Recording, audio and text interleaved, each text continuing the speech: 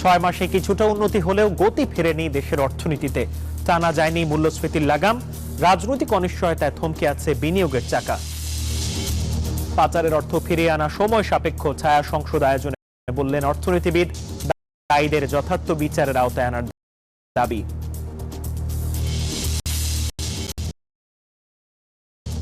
এবং ভাঙনে বিলীন হচ্ছে বরগুনার পাথরঘাটার চর এলাকা। হুমকিতে শুটকি পল্লী। কার্যকর ব্যবস্থা নেওয়ার আশ্বাস পানি উন্নয়ন বোর্ডের।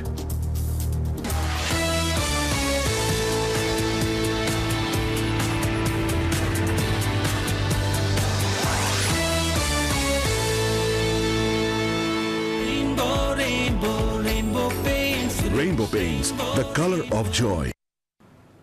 স্বাগত পূবালী ব্যাংক পিএলসি বিজনেস টাইমে। সাথে আছে আমি মাহমুদুল হাসান। দেখছিলেন শিরোনামগুলো।